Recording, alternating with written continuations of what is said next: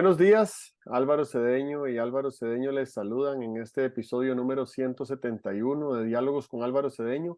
Esta es una conversación intergeneracional que toca temas como acción humana eficaz, espíritu emprendedor, transformación de conflictos y política pública. Hoy para conversar sobre el artículo publicado esta semana en la página web alvarocedeno.com titulado Achará. Papá, esa palabra me recuerda a mi abuela, pero creo que necesitamos explicarla. Así que eh, si tienes, si tienes la definición a mano, le entramos, Sí. pero además creo que el tema, la aplicación del concepto está muy interesante. Yo nunca he buscado el origen de la palabra. A mí me parece que podría ser como ojalá. Me suena así como árabe, ¿verdad? Entonces, posiblemente achará sea una lamentación en árabe. Un día la voy a buscar. En Costa Rica solíamos decir, ahora se oye poco, pero solíamos decir achará y acharita, y no me acuerdo cuál era el sentido de la desinencia, ¿verdad? Creo que achará decía uno cuando el sentimiento de pérdida era menor y cuando el sentimiento de pérdida era mayor, uno decía acharita, ¿verdad? Ok. De todas maneras, me parece que el término todavía debe quedar por ahí entre la, eh, las cosas antiguas que se quedan en el lenguaje. Todavía a alguna persona le debe resonar la frase de achará y acharita. A mí, vamos a ver, el achará lo veo con un sentido de lamentación, pero lamentación criticable, ¿verdad? Cuando alguien dice, siento mucho que ocurriera tal cosa, me lamento de que ocurriera tal cosa, desde luego que me lo tomaría muy en serio, mucho más en serio que si alguien dice, hombre, echará que no pensamos en tal cosa antes de hacer esto. Ahí sí me parece que lo considero menos, porque creo que se puede construir sobre esa lamentación de achará, que es lo que he tratado de hacer con el artículo. Construir un ejercicio de previsión en torno a una lamentación que es como de baja calidad, de baja contextura, superficial, que se la echará. Ujú. Pues obviamente que yo siento afinidad con la palabra y de verdad que a quien más se lo recuerdo es a tu mamá. Y de hecho ella incluso decía charita, ¿verdad? Charita, sí. Ajá, Sin el la charita. ajá. Pero nunca había tenido la curiosidad, y bueno, menos ahora, ni siquiera esta semana que escribiste este artículo, había tenido la curiosidad de buscar la palabra en el diccionario y me acabo de encontrar en la Real Academia Española la palabra achará. Y dice que es una interjección en Costa Rica para indicar pesar por algo que no sucede como se esperaba y un adjetivo en Costa Rica respecto a algo que da pena o conmueve. Y bueno, creo que así la entendíamos, ¿verdad? Ujú, sí. Pero me llama la atención que es un costarriqueñismo. Ajá. Ujú, Ajá. No fui tan lejos como para buscar la etimología de la sí. palabra, pero Ujú, sí me parece que es, vamos a ver, cuando leí el artículo, lo que me llamó la atención es que fue una invitación a hacer un ejercicio de prospección de futuros indeseables. Cuando uno sí. hace Ujú, prospección, uno diseña unos escenarios y después de que diseña esos escenarios, pues de alguna manera los clasifica entre escenarios de alta ambición, ¿verdad? Escenarios aspiracionales a ujú, lo que querríamos llegar y otros escenarios indeseables en el sentido de ujú. que querríamos evitar esos escenarios. Entonces, cuando planteas la posibilidad de que al inicio de un proyecto o en cualquier momento del proyecto uno se visualice al final del proyecto diciendo, achará que no funcionó, achará que no salió bien, identificar esos elementos potencialmente nos ayudaría a enderezar el camino en esos aspectos. Ujú, Y le veo sin duda la utilidad. Yo me imagino, para no tratar de inventar el agua tibia, que la ciencia y la técnica de la administración y gestión de proyectos debe tener conceptos como este, ¿verdad? Porque cuando se gerencian proyectos, uno no va simplemente midiendo con el esquema Gantt por dónde va, sino que desde que inicia sabe más o menos hacia dónde ir y puede ver cuáles indicadores, si se le salen un porcentaje de lo esperado en el día a día, requieren una corrección, ¿verdad? Obviamente, esa es una corrección que está basada en datos, que está basada en evidencias, pero lo que tú estás haciendo es un ejercicio de imaginarnos proyectos que son difíciles de gestionar, ¿verdad? Una carrera universitaria. Eh, ¿Qué me hubiera gustado a mí haber obtenido de mi carrera universitaria? Que no obtuve eh, ujú. tales cosas. Y si, si yo me hubiera podido hacer esas preguntas a mitad de la carrera, hubiera podido enderezar el curso para tratar de obtener algunas de esas cosas que hubiera querido obtener y no obtuve. Tengo una experiencia al respecto que me viene a la mente ahorita y que quería compartir. Cuando yo me fui a Noruega a estudiar mi maestría en paz y transformación de conflictos, estaba muy emocionado porque la expectativa que yo tenía era poder combinar algo parecido a la resolución de conflictos con mi práctica en derecho, ¿verdad? Yo quería como especializarme en resolución de conflictos. Y el programa de paz que estudié era la primera generación del programa. Ujú, Y después de que, bueno, empezó el programa y desde que empezó el programa yo empecé a preguntar, ¿cuándo aprendemos las metodologías de transformación de conflictos? Porque quiero ver de qué se trata. ujú, Y muy pronto me di cuenta de que en el programa que se había diseñado y en el currículum que se había incluido, en los 2 años de estudios no se habían incorporado elementos metodológicos propios de la transformación de conflictos. Entonces, desde el principio del programa, ya sabía que no me ofrecían lo que yo andaba buscando. Y lo que hice fue que me puse a buscar formas alternativas de satisfacer esa expectativa que yo tenía. Y dos cosas muy tangibles que emprendí para corregir el resultado final de ese programa fue involucrarme en unas conferencias de resolución internacional de conflictos en Rusia, que me desarrolló muchísimo profesional, cultural y personalmente, y que por cierto a la primera de ellas me apoyó financieramente el Centro de Estudios para la Paz de mi programa para poder participar. Y eso me ayudó a desarrollar técnicas y metodologías de transformación de conflictos. Y lo segundo que hice fue que en una ocasión tuve la oportunidad hacia el final del primer año de visitar la Universidad de Harvard en Estados Unidos, donde yo por varios años había querido mucho hacer el programa de negociación que tenían en la Universidad de Harvard, solo que era un programa inaccesible financieramente hablando. Entonces fui a la librería de Harvard y les dije, miren, estos 20 libros que ustedes utilizan en ese programa de negociación, ¿se podrán comprar? Y me dijeron, aquí están todos. Y yo le dije, ¿y cuánto cuestan todos los libros? Y costaban, no sé cuánto, como $300 o $400. Y los compré todos. Y los leí todos.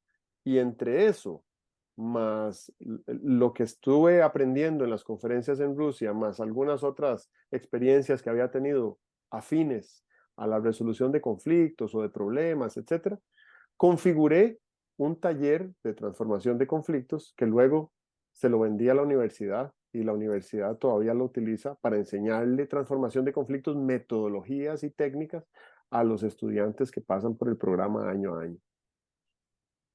Interesante. Eso que estás diciendo puede ocurrir en una universidad que no sea fetichista con respecto al programa.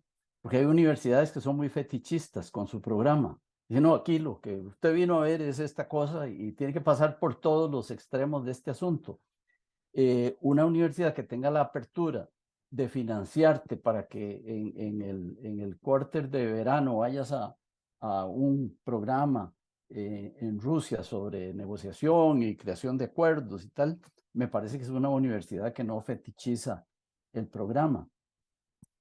Y en cuanto a esa táctica tuya para obtener lo que te hacía falta en el programa, me parece que es algo que los estudiantes de universidades que no fetichizan los programas podrían hacer, ¿verdad? Y es, si siento que algo me gusta o siento que algo me falta, me lo pongo encima yo mismo, ¿verdad?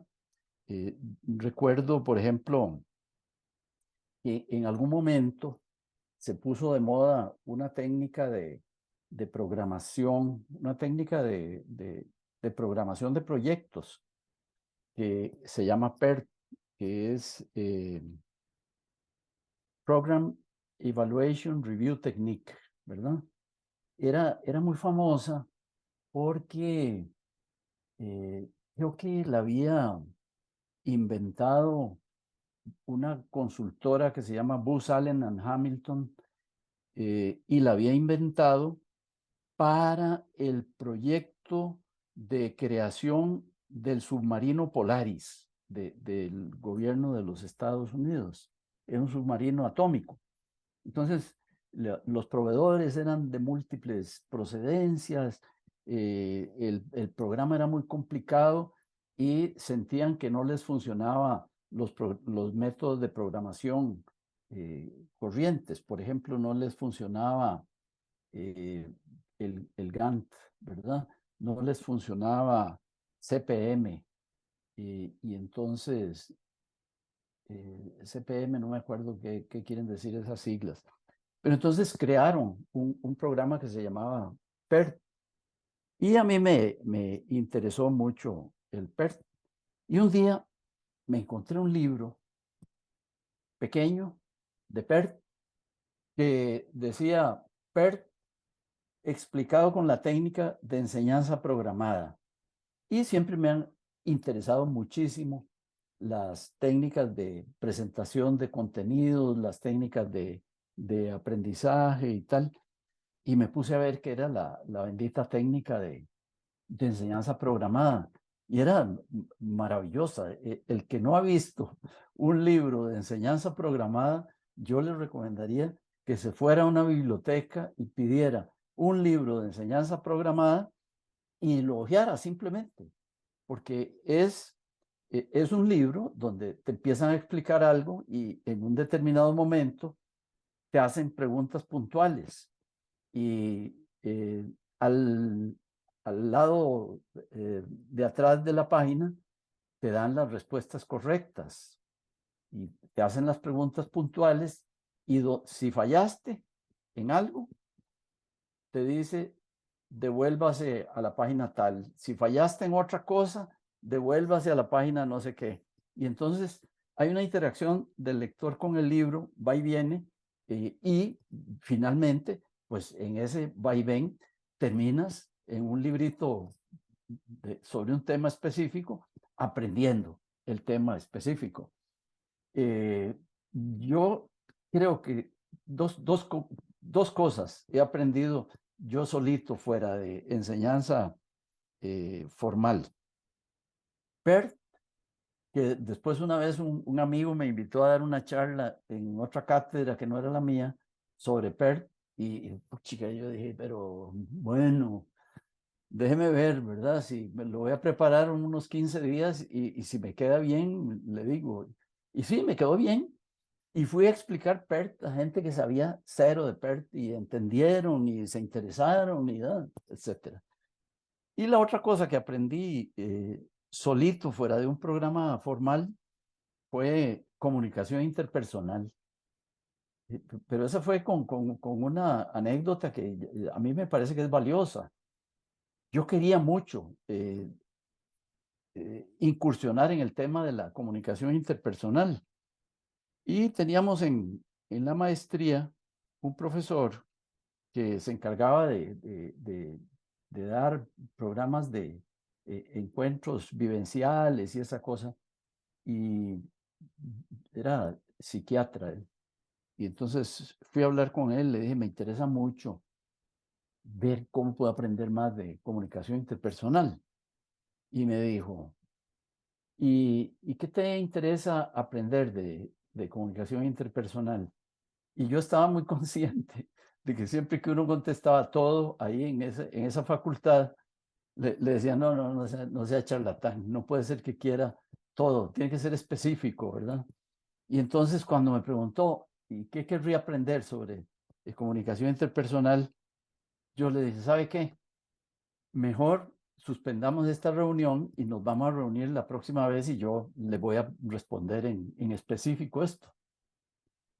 Y me puse a buscar temas, conceptos, cosas que me interesara saber sobre comunicación interpersonal. Y allá a los 15 días me lo encontré y me dijo, ¿cuándo hacemos la reunión?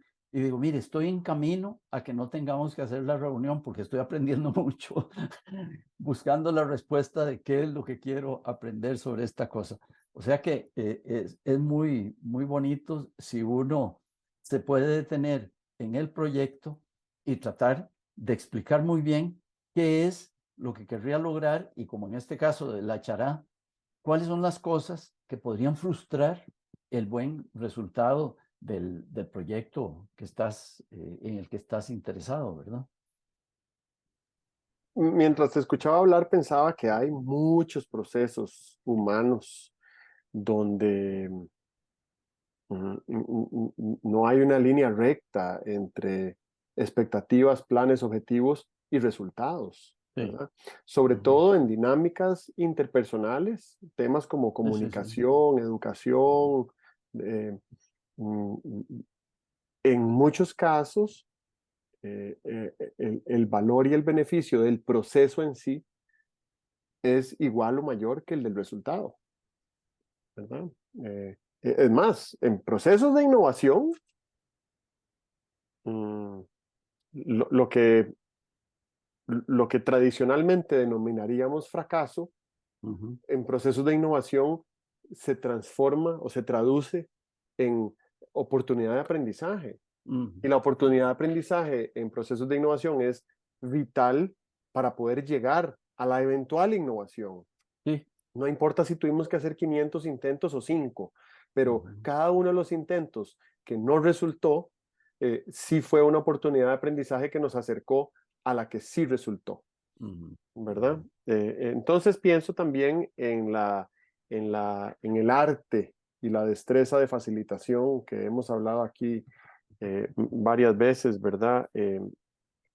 Tengo que admitir que a mí me sorprende que en estos 25 años que tengo de haber recibido capacitación en técnicas muy elementales de facilitación, yo creía que la facilitación se iba a convertir como en el nuevo liderazgo, en la nueva gran destreza que iba a hacer la diferencia en la humanidad y no, sigue siendo algo muy nicho, ¿verdad? Muy, muy artesanal. Yo no estoy seguro que todavía se pueda configurar una herramienta digital que pueda facilitar como facilita a un ser humano. Y precisamente creo que ujú, tiene que ver con el hecho de que los procesos humanos son como una aventura. ¿Ve? Hay que ir viendo cada paso a dónde uno lo pone y qué hay en ese lugar y en ese momento.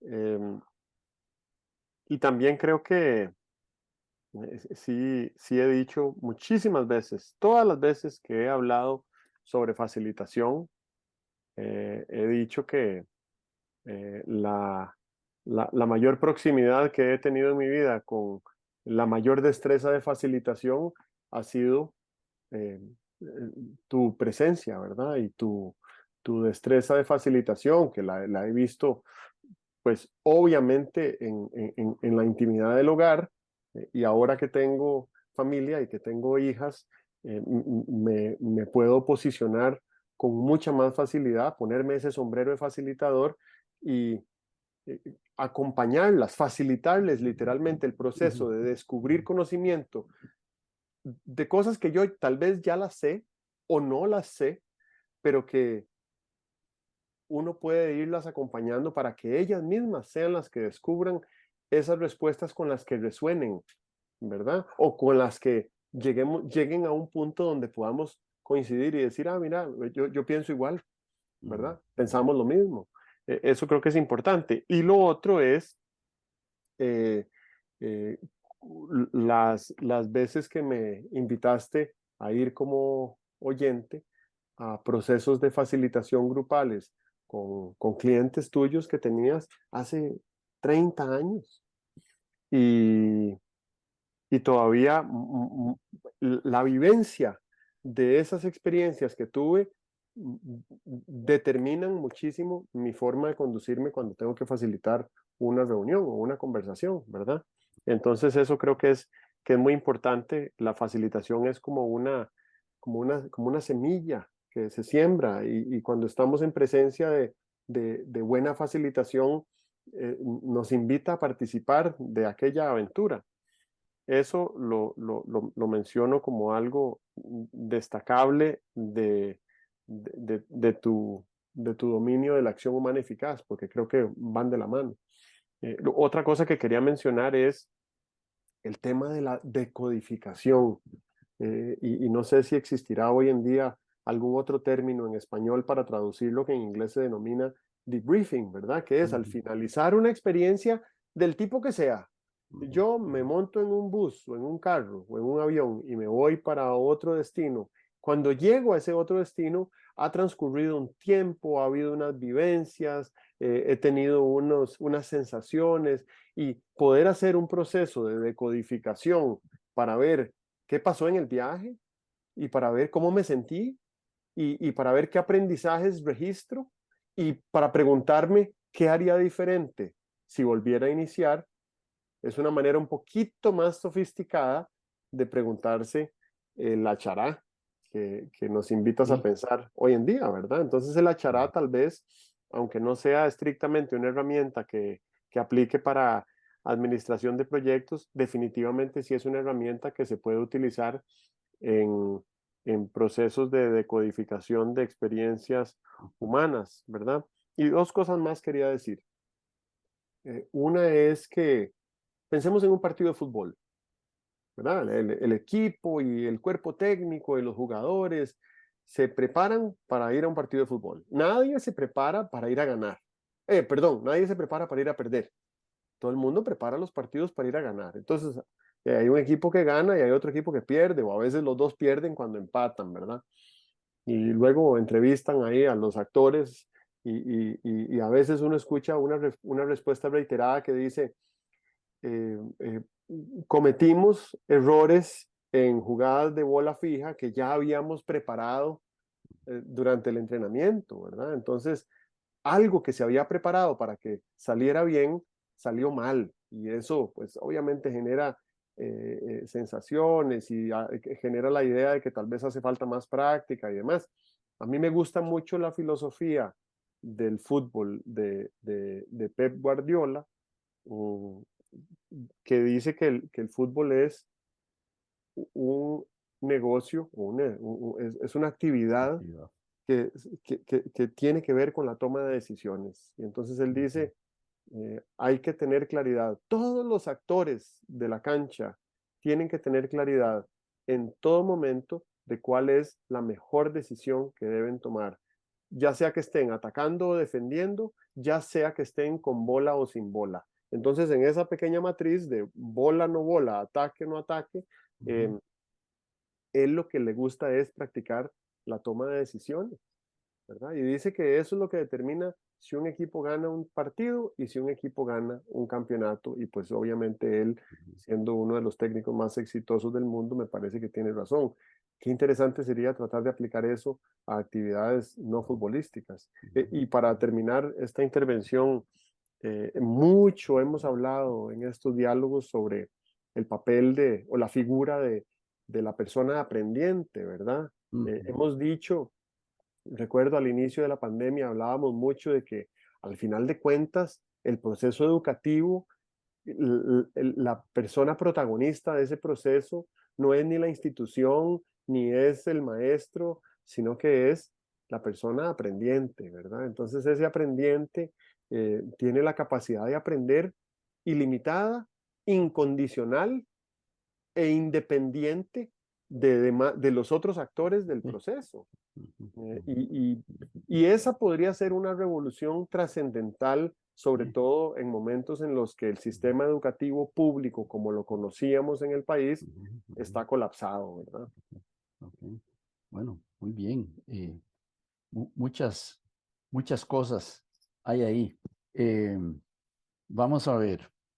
Un amigo decía a raíz del artículo eh, que a él le parecía que las etapas que yo planteaba se veían muy claras en el acto quirúrgico, ¿verdad? En una cirugía hay una precirugía, que es la preparación, es la planificación de la cirugía. Hay un acto de la cirugía que es ahí con el paciente y hay una post-cirugía, que es lo que llaman el postoperatorio, ¿verdad?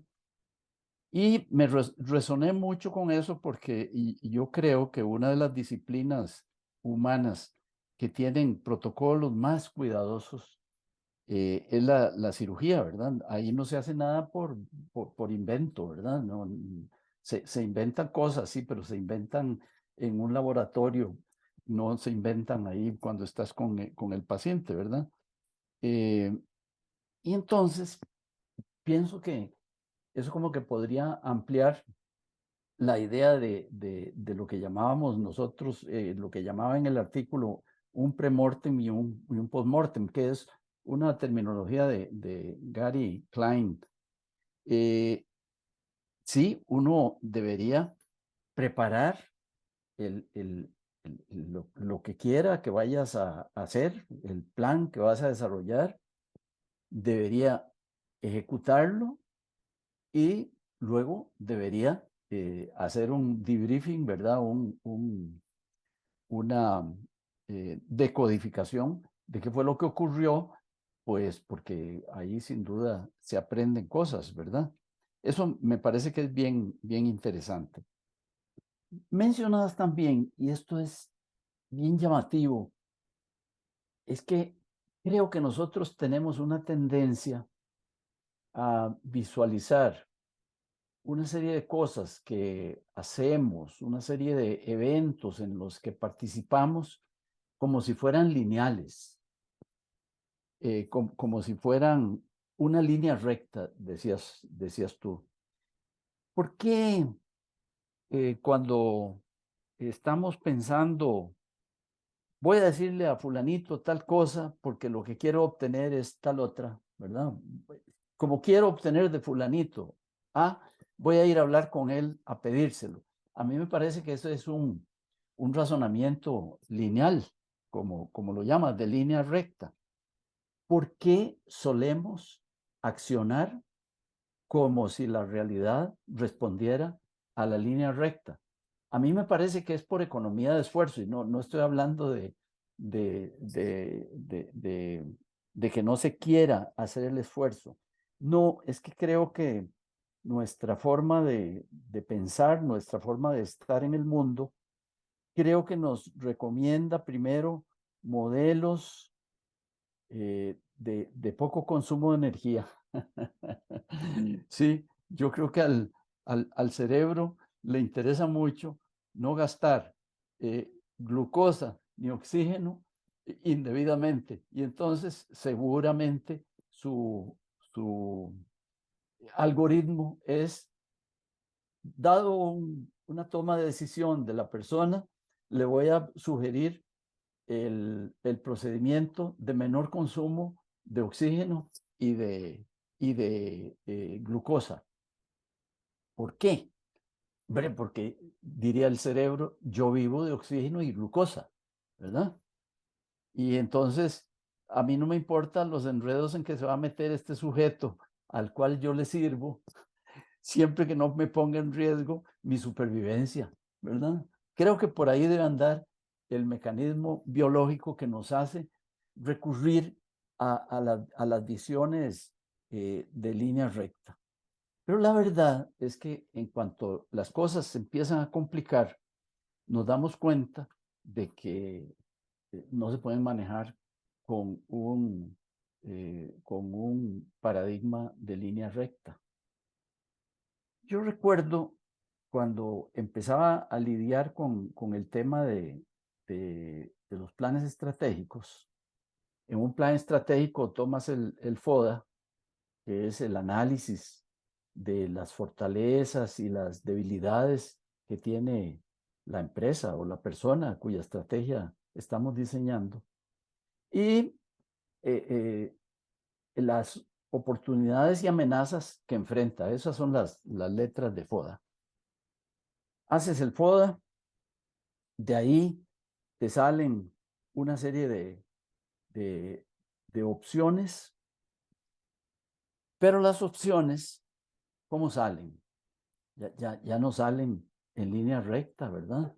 Las opciones, o sea, las cosas que uno puede poner ahí tentativamente como que se podrían explorar, no salen de una relación de línea recta, porque tienes unas fortalezas y unas debilidades y por allá tienes unas oportunidades y unas amenazas y hay multitud de cosas que las fortalezas podrían hacer para aprovechar oportunidades y multitud de cosas que las debilidades podrían hacer para obstaculizar tu acción, etcétera. Entonces, yo me inventé hace mucho tiempo la analogía de que eso era como tejer, ¿verdad? Cuando estás tejiendo, eh, cuando estás haciendo un tejido, tú no coges el hilo y le vas haciendo cosas en línea recta al hilo,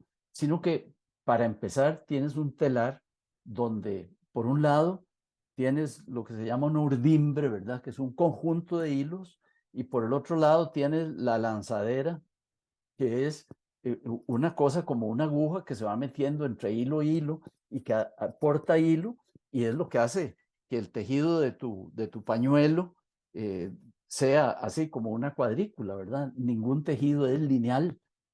Y entonces lo de tejer me gusta mucho porque primero, tejer implica tener claro qué es lo que quieres lograr. Tejer implica una actividad de la mente, de los ojos, de las manos, de las dos manos, de fuentes de hilo diversas, ¿verdad? Claro, hay tejidos que tienen muchas fuentes de hilos y muchas programaciones y tal, pero cuando estás pensando en hacer una estrategia, o cuando estás pensando en cómo ganar un partido, estás enfrentado no a un problema de ir desarrollando un hilo, sino de ir con varios hilos tejiendo algo, ¿verdad? Me gusta también la analogía de de la ejecución de una pieza musical que no es, imagínate un tramo de una sinfonía, jamás es eh, tomar un instrumento e ir desarrollando lo que el instrumento puede hacer. Siempre estás con varios instrumentos, o en este momento, o ya accionaron en el momento anterior, o van a accionar en el momento futuro. O sea que ejecutar una sinfonía es ejecutar una obra compleja en un tiempo que va transcurriendo. Las decisiones, las estrategias y posiblemente la ejecución de proyectos, que es de lo que trata este artículo, se parecen más a un ejercicio sinfónico, se parecen más a la ejecución de un tejido que a la conclusión de una línea recta que se va proyectando por ahí. Esa cosa hay que tenerla muy clara y tener muy claro también que nuestro cerebro, que es muy simplificador, nos sugiere primero la línea recta, pero hay que no hacerle caso. Por eso creo que los primeros enfoques que uno tiene ante un problema eh, muchas veces están sugeridos por el mismo problema, ¿verdad? Vamos a ver, vas en tu bicicleta y de pronto sientes que se te zafó una tuerca de una de las llantas y entonces el mismo problema te sugiere qué hacer. Dice, búsquela. Y uno se devuelve y busca y por aquí acabo de pasar, no sé que por aquí había un bache, tal vez aquí se sacudió y se cayó. Y esa no es la mejor solución, ¿verdad? Encontrar una tuerca que se te cayó en la bicicleta es mucho más difícil que buscar otro tipo de soluciones. Y si uno está acostumbrado, como dice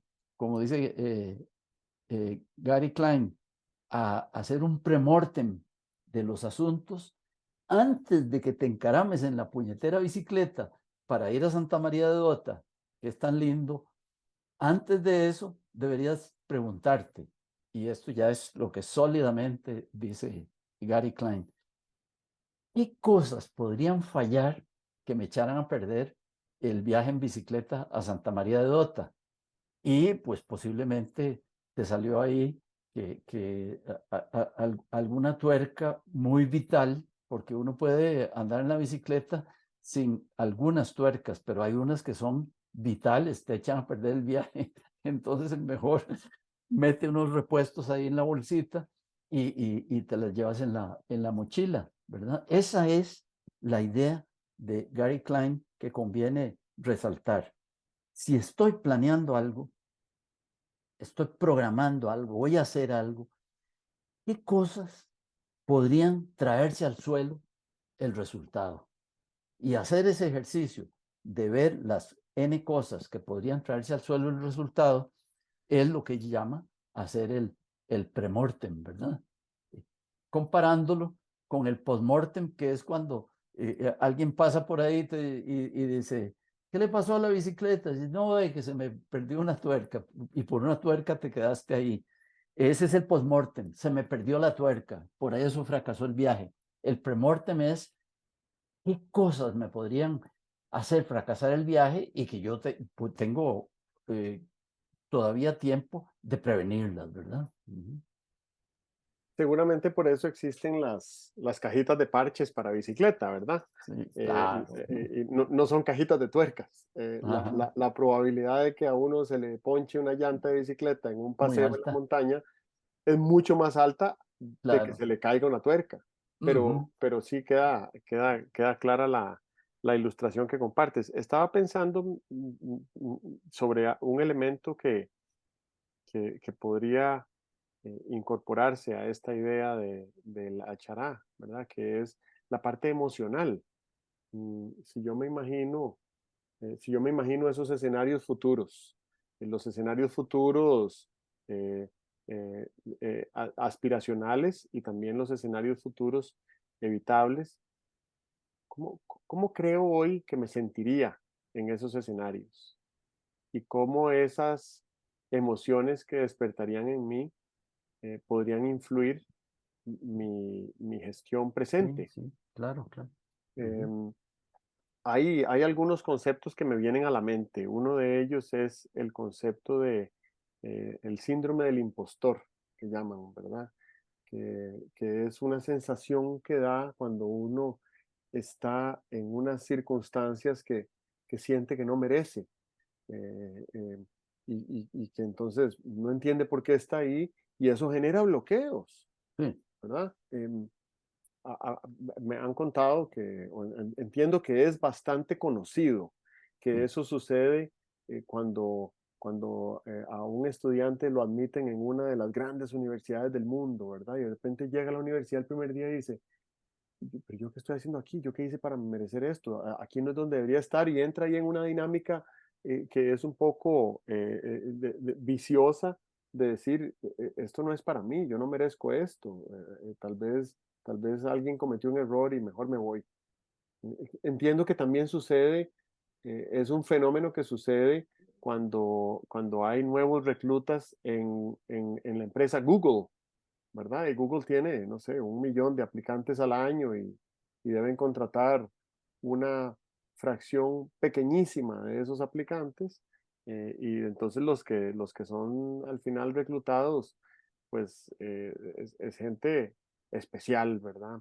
Y al llegar por primera vez al puesto de trabajo, con todo lo que implica el reconocimiento que tiene la marca de Google y la herramienta como tal, hay mucha gente siente como que es inmerecido estar ahí y eso genera, hay un pequeño obstáculo emocional que ya la empresa tiene mecanismos para ayudarle a sus nuevos integrantes del equipo a lidiar con ellos. Lo otro que pienso desde el punto de vista emocional es pensar en visualizándome en un escenario futuro exitoso o no. Eh, ¿Cuánta emoción se involucraría en el proceso para poder llegar allá?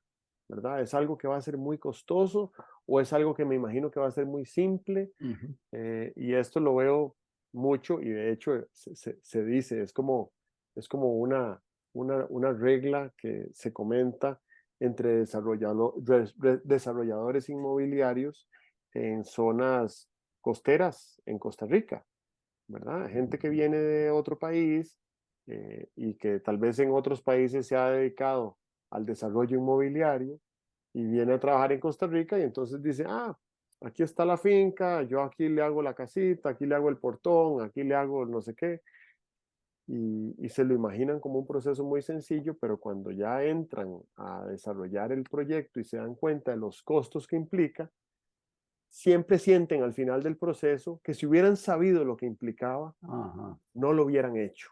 Ujú. Y cada vez que hay una conversación con alguien nuevo que llega a la comunidad y dice, yo compré esta finca y voy a desarrollar este proyecto y me lo imagino de esta manera, Ujú. eh, los que ya tienen más experiencia le dicen a los novatos, eh, considere el triple de tiempo de lo que está calculando, ¿verdad? Ajá. O Ajá. simplemente le dicen, no le va a alcanzar el tiempo de su vida para hacer todo lo que se imagina que hay que hacer, Ujú. ¿verdad? Ujú. Entonces eso creo que es una adaptación.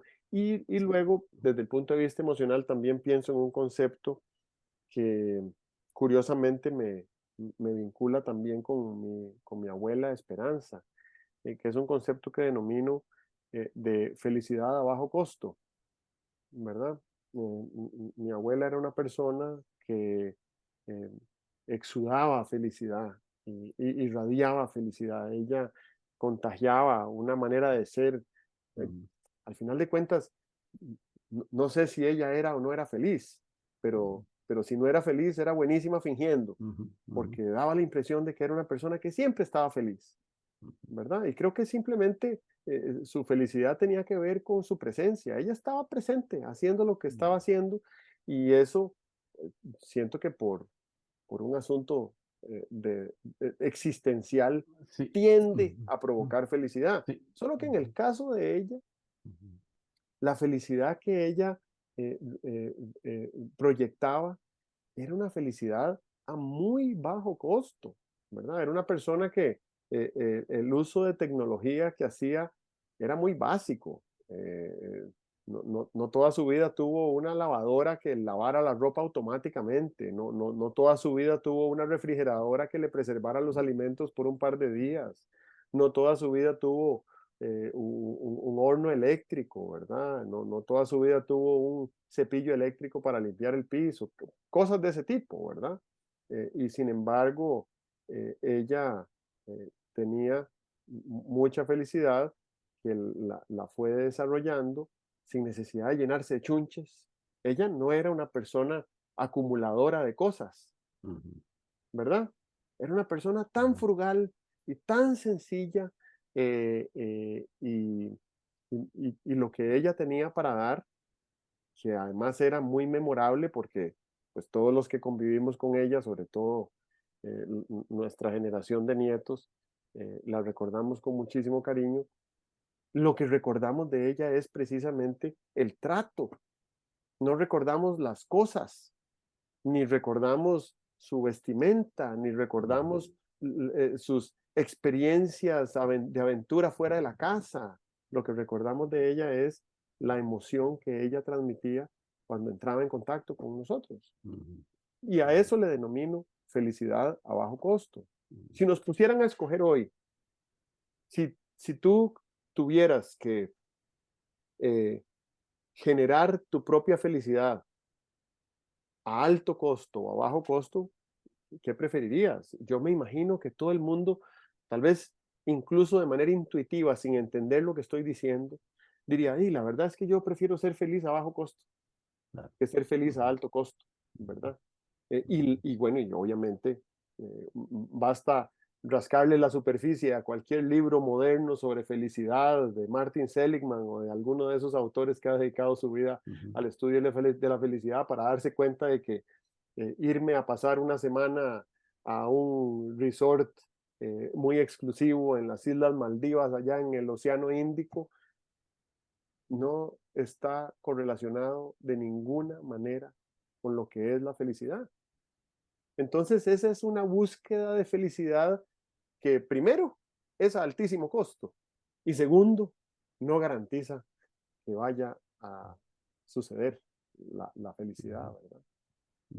Así que eso lo menciono, la parte emocional de ese achará, cómo nos gustaría sentirnos al final de una actividad, ¿verdad? Que uno dice, ay, qué lástima que ya se terminó, qué lástima que ya se terminó este campamento, qué lástima que ya se terminó este partido de fútbol, qué lástima que ya se terminó esta fiesta, pero podríamos terminar con otra sensación, que dicha que vinimos, qué dicha que tuvimos esta oportunidad, qué grandes aprendizajes nos dejó, ¿verdad?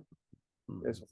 Bueno, muy, me provoca el tema del planeamiento de un partido de fútbol y la alusión a Guardiola. Yo vi mucho fútbol presencial cuando era chico, mucho fútbol presencial. Y en ese tiempo, cuando te metían un gol, era muy difícil remontar, ¿verdad? El equipo se caía, el otro no se encerraba, porque no se usaba eso mucho de encerrarse y tal cual, pero si te metía un gol, perdías el partido. Y hoy en día no. Eso lo he aprendido con tu hermano Andrés, viendo fútbol en algunas oportunidades donde metía un gol y yo me arrugaba, ¿verdad? Y él decía, no, falta mucho partido todavía, ¿verdad? Es que sí, se puede remontar según la actitud mental que tengas. Y eso debería ser, eso es un ejemplo de cómo en el prepartido uno debería entrenar a los jugadores, no solamente, como decías tú, prepararlos para ganar, sino prepararlos también para qué pasa si les meten un gol, qué pasa con esa cosa tan terrible que es un gol del equipo contrario, un gol tempranero. Y en los primeros 5 minutos te metieron un gol. Bueno, si tienes la preparación para lidiar con eso, pero antes tuviste que haber visto que era posible que te metieran un gol en los primeros 5 minutos, qué ibas a hacer, cómo ibas a restablecerte, etcétera. Entonces, lo de el planeamiento de un partido es un ejemplo de, en vez de esperarse a decir, a Chará que nos metieron un gol en los 5 primeros minutos, haber estado preparado antes del partido con qué hacer si te metían un gol. Ok. Eso me llega en el sentido siguiente. Mencionabas tú lo del síndrome del impostor, ¿verdad? Una persona que es admitida en un programa de alta competencia, un programa académico de alta competencia, posiblemente llega ahí y empieza a ver a todo el mundo y dice, puchica, pero aquí tengo que estar entre genios. Y dice que había, no sé, 5,000 solicitantes y seleccionaron a 50. Esto debe ser que aquí todos somos genios, ¿verdad? Y entonces es la duda de si yo estoy a la altura y tal y cual. para terminar en una nota trascendente, recuerdo haber leído u oído alguna vez a alguien que decía, es que eh, tenemos que vivir de una manera, haciendo el bien tan conscientemente que cuando nos despertemos en el cielo, no nos preguntemos, ¿yo cómo fue que entré aquí? Eso me gustaba mucho, me parecía que era una argumentación tan fuerte de que hay que vivir conscientemente haciendo el bien para que cuando lleguemos al cielo uno no diga, ¿y yo cómo llegué aquí? Bueno, con este cuento tan pretencioso termino mi participación. Me parece que es el lugar ideal para terminar esta conversación. Te agradezco mucho. Muy bien, bueno, Nos vemos. nos vemos, chao. Chao.